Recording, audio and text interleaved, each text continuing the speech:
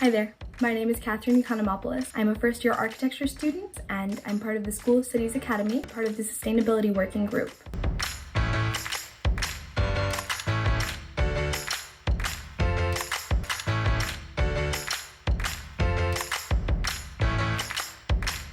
My interests have always been quite broad, spanning themes of sustainability, critical race theory, and urban socio-economic imbalances.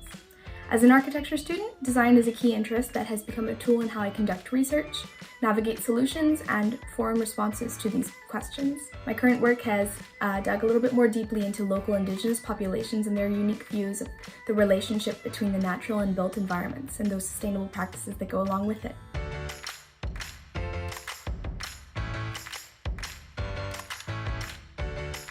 My journey has been propelled by my own lived experiences.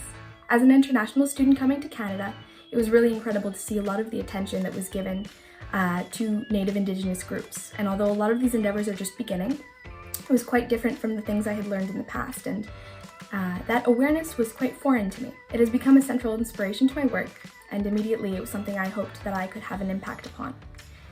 I hope to make some kind of change at the intersection of Indigenous activism and urban sustainability, which I already had some experience in from past projects.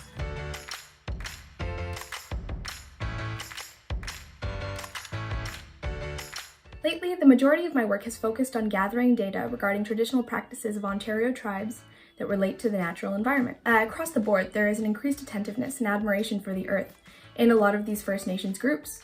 They interact with their natural environments in a way that is quite different to what a lot of white populations in the area do. As I've been amassing this data through conversations with local experts and various other intelligent leaders of the topic, I have recognized that there is so much more to be learned, and I hope to basically convert all that to a format that everyone is able to learn from. I encourage all of you listening now to keep an eye out for future publications on the topic, and as I finalize my work and organize it a little bit better, it will be far more accessible and outreach driven, and I hope that anyone with an interest in these matters can learn something from the final outcome of my project.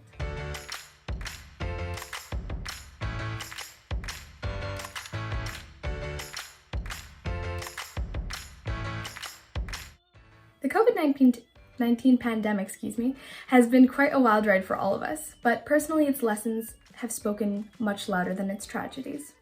A global crisis of this scale speaks to the patterns put in place that are slowly and silently becoming irreversible. Climate change does have a clear and, if nuanced, relationship with this virus's emergence. From habitat change forcing animal populations to relocate and take disease with them, to extreme urban crowding that accelerates the spread of the disease, and even the rapidly declining air quality that discourages healthy respiratory systems to begin with.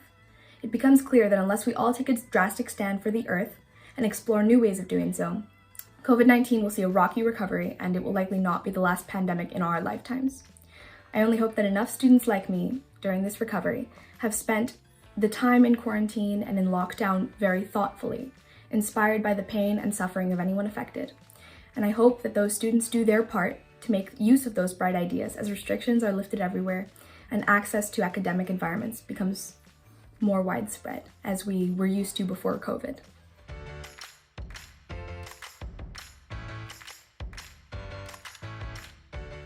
In nearly every aspect, the experiences I've had thus far with the Academy have grown my definition of scholarship.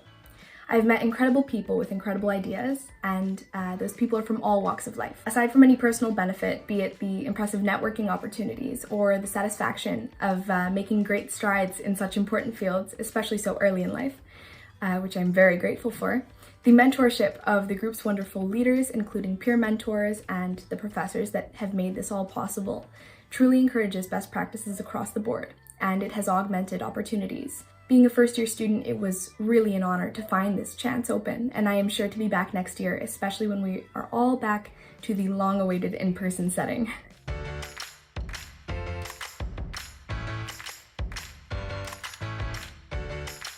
Well, I'd like to pass on a great thank you to anyone listening. Thank you not only for taking the time to learn from the School of Cities and these wonderful spotlight interviews, but a thank you for your passion and your interest in all these crucial topics. Although the pandemic is often at the forefront of our consideration, we must all remember that there are greater things that will be written on our page in the history books. I would like to encourage anyone and everyone to pay mind to what is of interest to them. It takes but one idea, one dedicated leader, to change their own slice of the world. And that's something that I have found to be 100% true this year.